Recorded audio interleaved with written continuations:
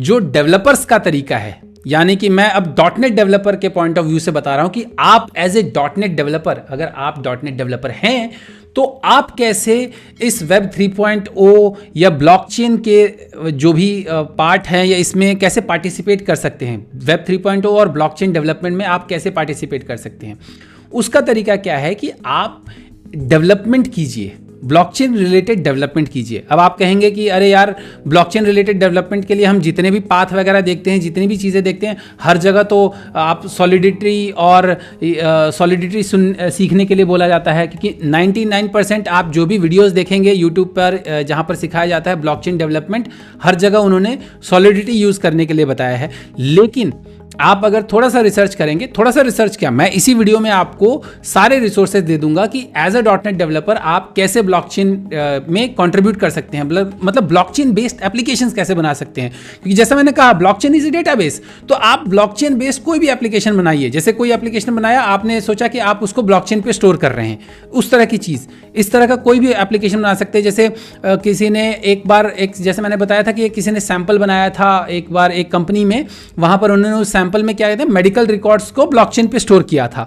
तो उस तरीके से आप कोई भी एप्लीकेशन अपना बना सकते हैं, उस एप्लीकेशन को ब्लॉकचेन पे स्टोर करके देखिए और उसको ये इस तरह का कोई छोटा मोटा ओपन सोर्स एप्लीकेशन बनाइए या उस एप्लीकेशन पे आप कंट्रीब्यूट कर सकते हैं। इनफैक्ट मैं सोच रहा हूं कि एक ब्लॉकचेन बेस्ड एप्लीकेशन बनाऊं, तो उसके लिए आप मेरे को कहते हैं कि कमेंट सेक्शन में या मेरे कम्युनिटी सेक्शन पे कहीं पर भी आप कीजिए कि आप किस तरह का ब्लॉकचेन बेस्ड एप्लीकेशन देखना चाहते हैं। सो आप कैसे बनाएंगे ब्लॉकचेन बेस्ड एप्लीकेशन? देखिए, बहुत सारे ब्लॉकचेन जो हैं वो अपने, क्योंकि ब्लॉकचेन क्या है, जैसे मैंने कहा ब्लॉकचेन एक डेटाबेस है, तो ब्लॉकचेन जो है वो अपने अपने APIs या अपने अपने इंटरफेसेस देते हैं इस्तेमाल करने के लिए। सबसे पॉपुलर ब्लॉकचेन कौन सा है आपका? इथीरियम। अब इथीरियम को अगर आप as a .NET developer Ethereum based application बनाना चाहते हैं तो आप क्या यूज करेंगे? आप यूज करेंगे निथीरियम।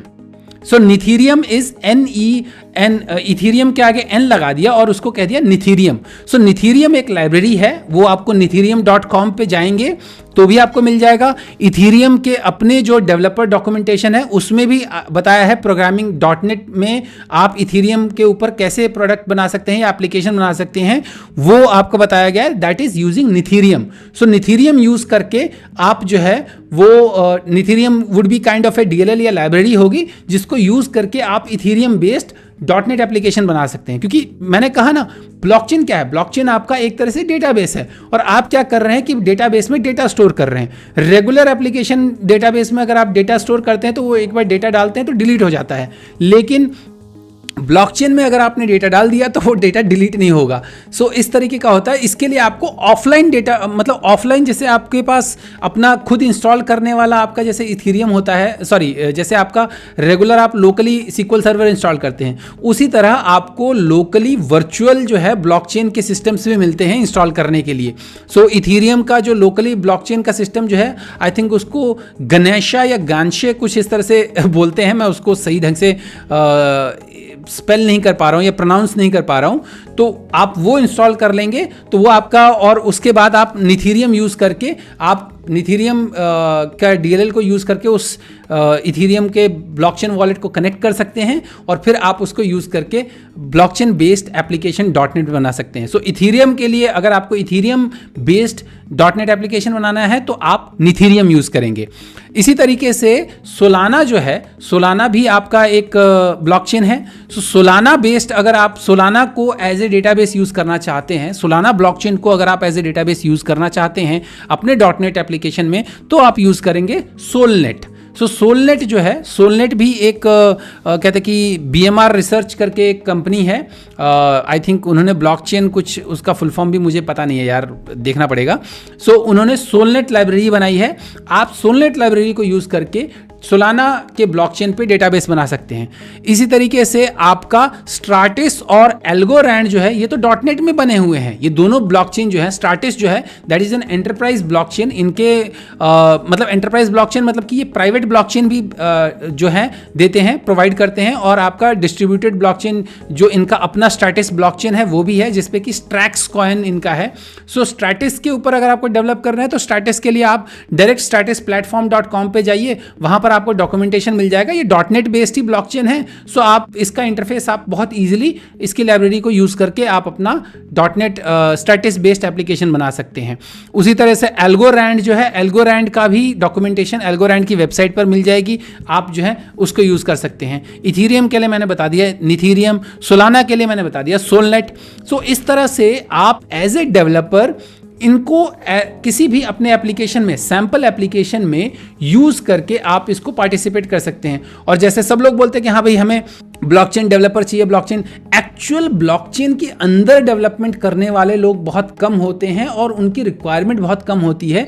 ज़्यादातर लोग जो हैं वो डेवलपमेंट जो करते हैं वो इन ब्लॉकचेन्स को एज ए डेटाबेस यूज करके उनके अराउंड एप्लीकेशन बनाएंगे। जो भी आपके वेब3 के एप्लीकेशन बनेंगे वो उसके अराउंड बनेंगे, ब्लॉकचेन के अराउंड बनेंगे। सो आपको अगर इसमें डबल करना है तो मेरा सजेशन यही होगा कि इस तरह के डॉक्यूमेंटेशन की जिस भी ब्लॉकचेन को आप सपोर्ट करते हैं, जिस भी ब्लॉकचेन में आपको लगता है कि हाँ भाई मुझे इसके बेस्ड अराउंड एप्लीकेशन बनाना है, तो आप उसके अराउंड एप्लीकेशन बनाने के लिए आप अपने प्लेटफॉर्म में, जैसे मैं डॉटनेट डेवलपर हूं तो मैंने डॉटनेट के अराउंड उसका इंटरफेस ढूंढ लिया, इथीरियम का ढूंढ लिया, सोलाना का ढूंढ लिया, स्टैटिस, एल्गोरैंड, 4 ब्लॉकचेन का तो मैंने आपके सामने बता दिया।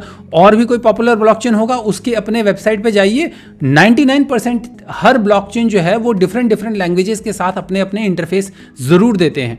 तो आप, या अगर वो खुद नहीं देते तो कोई ना कोई उस कम्युनिटी में जो है वो डॉटनेट डेवलपर या उस प्लेटफॉर्म का डेवलपर होगा जो आपको उसका इंटरफेस देगा, आप उसके अराउंड उसको यूज करके अपना एप्लीकेशन बना सकते हैं। सो दूसरा जो सबसे बेस्ट तरीका है इस वेब3 रेवोल्यूशन को ज्वाइन करने के लिए या इस वेब3 में अपने हाथ गीले करने के लिए, डैबल करने के लिए, that is your create tools और example using your own language. आप सॉलिडिटी सीखने मत जाओ, आपको जो लैंग्वेज आती है उस लैंग्वेज में उसका इंटरफेस ढूंढो।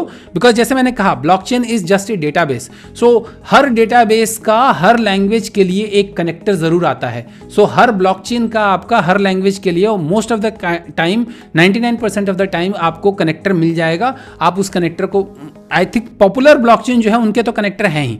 इथीरियम का मैंने बता दिया, Ethereum is the number 2 blockchain जिसमें कि आप कुछ भी स्टोर कर सकते हो, कुछ ले सकते हो। जो बिटकॉइन है, बिटकॉइन का जो ब्लॉकचेन है it is only for crypto currency, तो उसमें तो आप कुछ कर ही नहीं सकते।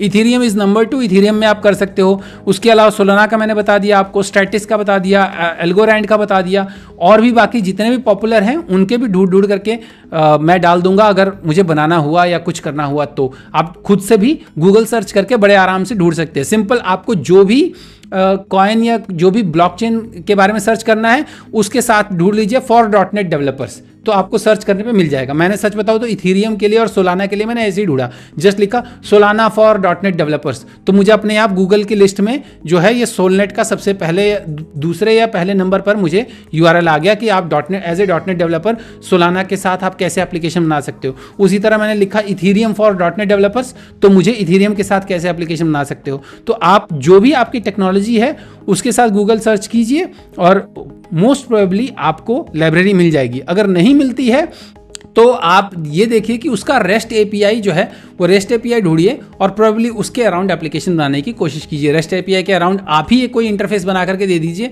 तो आई थिंक आप ही कंट्रीब्यूटर बन जाएंगे और आपका प्रोडक्ट भी चल सकता है। So as a developer, it is a very good opportunity for you to contribute to Web3 by contributing to any blockchain based by creating any blockchain based application or tool.